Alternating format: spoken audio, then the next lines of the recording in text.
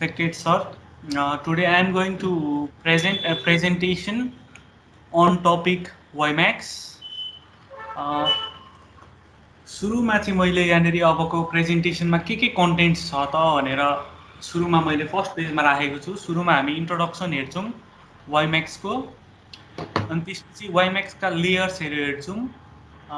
वाइम्याक्सको लेयर्सहरू हेरिसके पछाडि वाइम्याक्सले चाहिँ कसरी काम गर्छ त भनेर अलिकति त्यहाँनिर मैले वर्किङ मेकानिजम्सहरू राखिदिएको छु।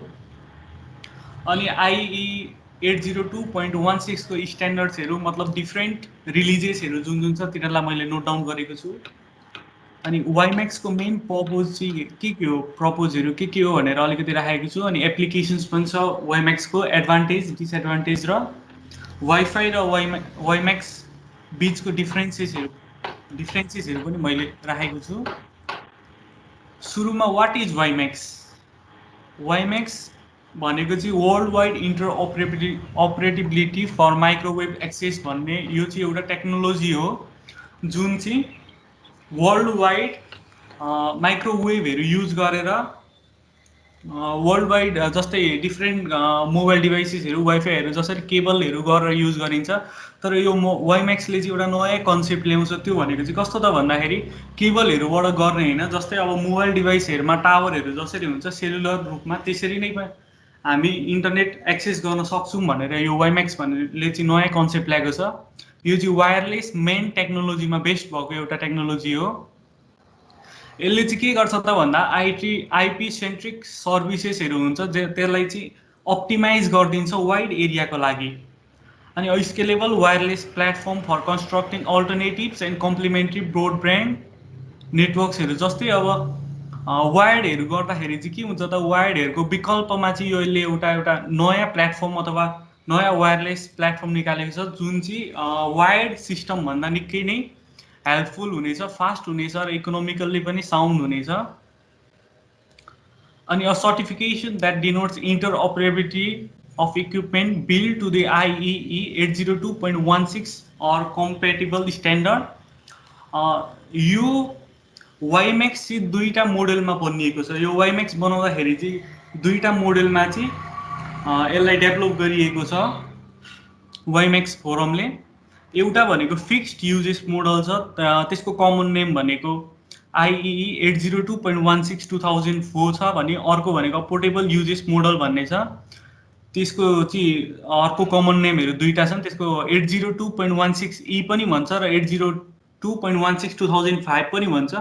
यो फिक्स्ड युजेस मोडल भनेको चाहिँ कस्तो भन्दाखेरि घरहरूमा युज हुने, अफिसहरूमा युज हुने, जहाँ चाहिँ मोबिलिटी हुँदैन, एउटा फिक्स्ड प्लेसमा बसेर हामी वाइफाईहरू एक्सेस गर्छौँ, डाटाहरू एक्सेस गर्छौँ भने त्यो चाहिँ एउटा फिक्स्ड युजेस मोडल हुन्छ भने अर्को पोर्टेबल युजेस मोडल भनेको चाहिँ जस्तै हामी सेलुलर फोनहरूमा पनि युज गर्छौँ नि, हामी हिँड्दाखेरि पनि काहीँ ट्राभल गरिरहेको छौँ भने पनि हामीले वाइफाई एक्सेस गर्न पाउँछौँ। जस्तै अब नाइट बसहरूमा कति प्रायः नाइट बसहरूमा वाइफाई जोडिएको हुन्छ, त्यो पनि एउटा पोर्टेबल मोडलको चाहिँ युज भएको मोडल हो त्यो एउटा।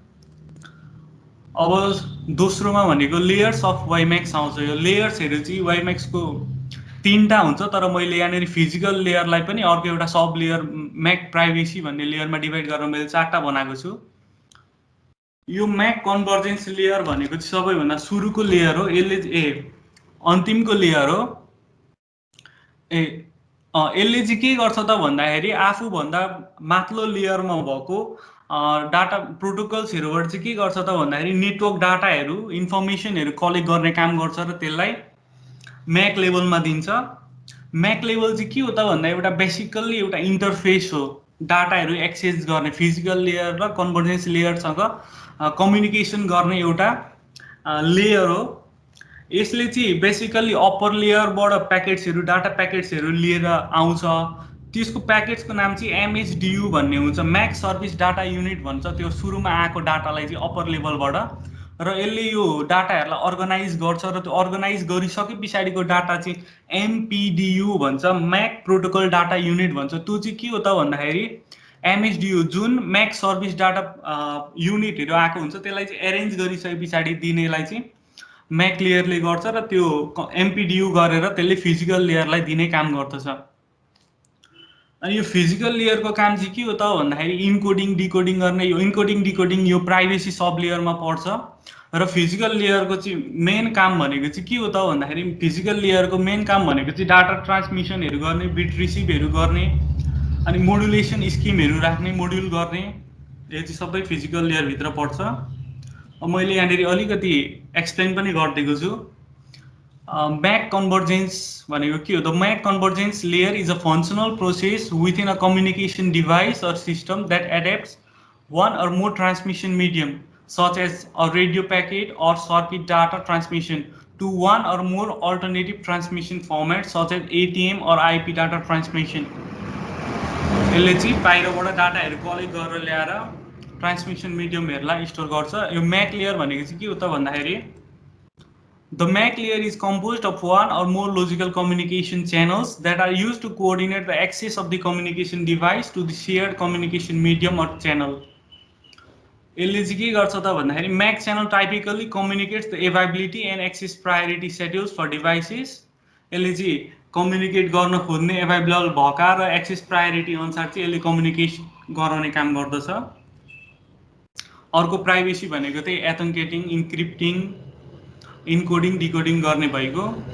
फिजिकल लेयर भनेको conversion of data to the physical transmission medium, physical रूपमा बनाउने र त्यसलाई ट्रान्सफरको लागि रेडी बनाउने काम गर्छ फिजिकल लेयरले भनेको। अब यहाँनिर चाहिँ वर्किङ अफ वाइम्याक्स छ। वाइम्याक्स हुनका लागि दुईटा मेन कम्पोनेन्ट्सहरू हुन्छन् वाइम्याक्सका। त्यो भनेको वाइम्याक्स टावर हो, एउटा रिसिभर हो। त्यो वाइम्याक्स टावर भनेको चाहिँ टावरहरू जस्तै सेलुलर फोनहरूको पनि टावर हुन्छ। त्यसले चाहिँ के गर्छ त भन्दाखेरि आइएसपीसँग कनेक्ट भएको हुन्छ, वायर्ड कनेक्ट हुन्छ र त्यसले चाहिँ रेडियो वेब्सहरू फ्याँक्ने गर्छ। र वाइम्याक्स भनेको चाहिँ रिसिभर इन्डमा युज हुन्छ, जहाँ अफिसहरूमा घरहरूमा एउटा रिसिभर राखेर त्यो माइक्रोवेभ्सहरूलाई चाहिँ क्याच गर्ने गर्छ। WiMAX base station consist of indoor electronics and WiMAX tower similar in concept to of cellphone tower. Cellphone tower जस्तै कन्सेप्टको एउटा टावर राखेको हुन्छ। WiMAX base station can provide coverage to a very large area up to radius of 10 kilometre.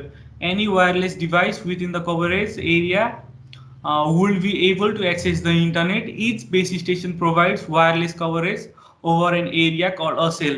एउटा base स्टेसनले जति एउटा एरियामा wireless coverage दिन्छ त्यो एउटा एरियालाई चाहिँ सेल भन्दो रहेछ। अर्को वाइम्याक्स रिसिभर हुन्छ। WiMAX receiver may have a separate antenna or could be a stand alone box or a PCM CIA card sitting in your laptop or computer or any other device. यो चाहिँ हामीले घरमाथि एउटा बक्सहरू एन्टिनाहरू पनि राख्न सक्छौँ, अथवा ल्यापटपहरूमा जस्तै वाइफाई कार्ड भयो जस्तै PCM CIA कार्ड पनि हुनसक्छ, जसले चाहिँ डाइरेक्टली त्यो माइक्रोवेभ्सहरूलाई क्याच पनि गर्न सक्छ। This is also referred as a customer premise equipment CPE। अब यहाँनिर चाहिँ मैले वाइम्याक्स टावरको एउटा पिक्चर राखिदिएको छु, अनि यतापट्टि वाइम्याक्स रिसिभर भनेर एउटा राखिदिएको छ। यो कसरी काम गर्छ त भन्दाखेरि इन्टरनेट ब्याकबोनबाट सुरुमा एउटा ISP अफिसमा आउँछ र त्यो ISP अफिसले चाहिँ के गर्छ त भन्दाखेरि वायर्ड कनेक्ट गरेर टावरहरूमा कनेक्ट गर्छ र त्यो टावरहरूमा कनेक्ट गरिसकेपछि त्यो टावरहरूले चाहिँ के गर्छ त भन्दाखेरि वेब्स, इलेक्ट्रिक वेब्सहरू पठाउँछ र त्यसले होममा गएर के गर्छ, क्याच गर्ने हुन्छ। यहाँनिर यो line of transmission home area network भनेको छ।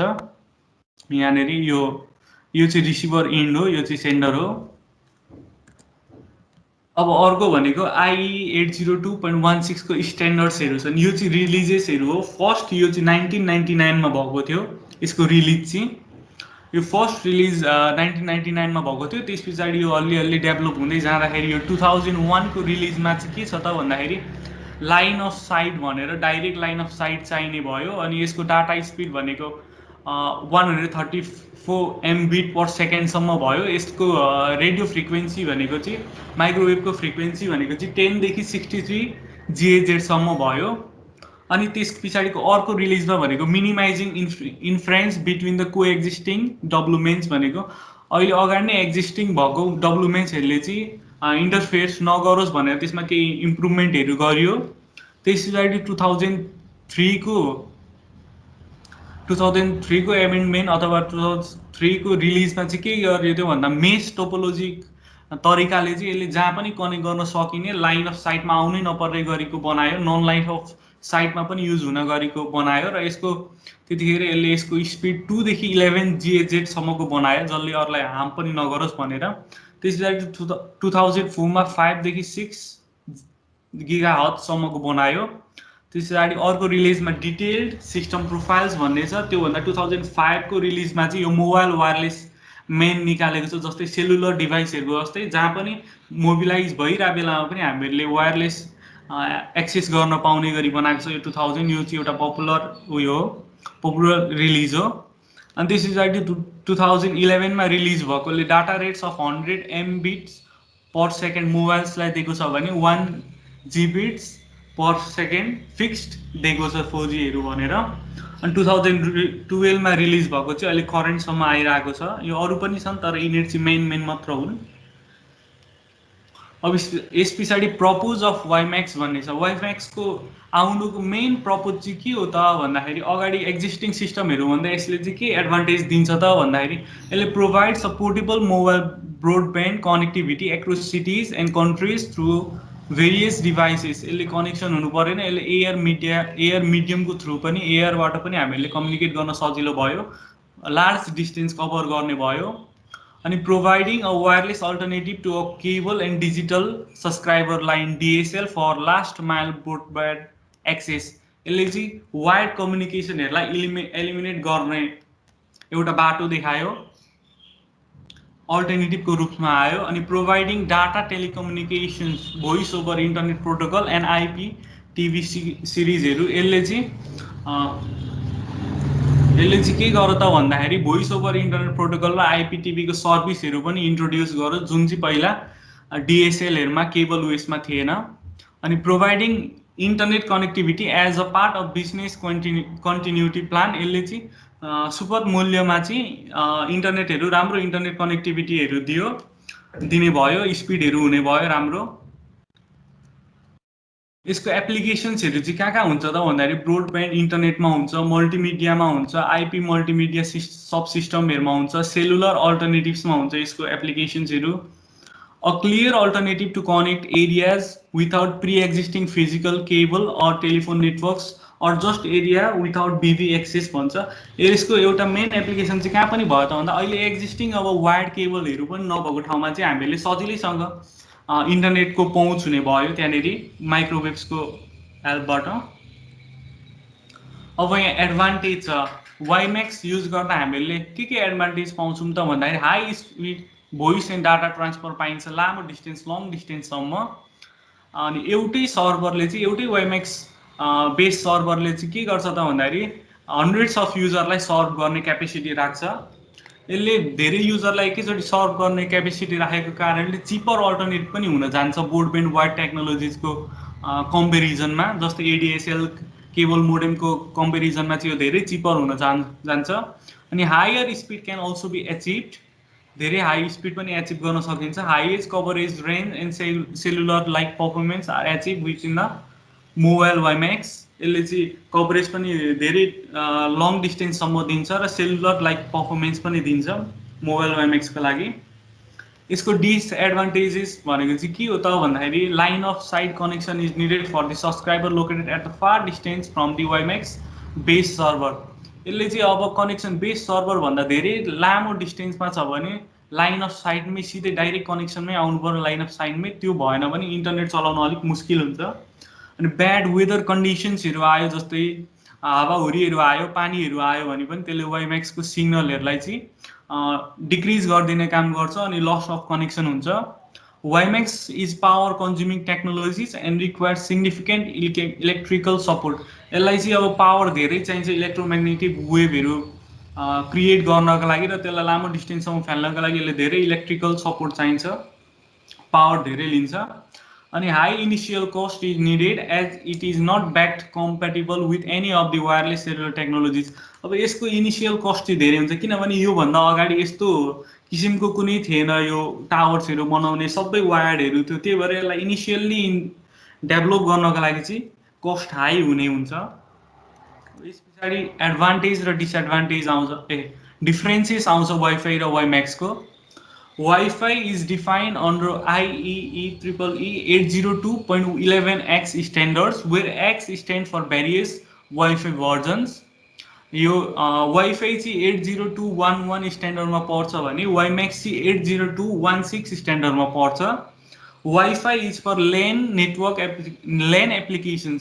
वाइफाई भनेको चाहिँ सर्ट डिस्टेन्स थोरै एरियाको लागि लोकल एरिया नेटवर्कको लागि चाहिँ एप्लिकेबल हुन्छ भने वाइम्याक्स भनेको चाहिँ ठुलो एरिया जस्तै मेट्रोपोलिटन एरिया नेटवर्कसम्म चाहिँ एप्लिकेसन्सहरूसँग चाहिँ यसले बेसी काम गर्ने गर्दछ. अनि WiFi does not guarantee any quality of service but WiMAX guarantees quality of service. WiFi network range is around 100 मिटरसम्म मात्र दिन्छ वाइफाईले चाहिँ भने WiMAX network can reach about 50 to 90 kilometres. Wi-Fi MAC layer uses CSMA or CA protocol, which is not connection oriented, but WiMAX is connection oriented in nature. Wi-Fi is short range technology, WiMAX is long range technology. A Wi-Fi connection can transmit up to 54 Mbps, and a WiMAX connection can transmit up to 70 Mbps. त्यो चाहिँ सक्यो. मैले अलिकति कहाँ कहाँबाट खोजेको थिएँ यहाँनिर रेफरेन्सेसहरू राखिएको छ यहाँनिर. Thank you.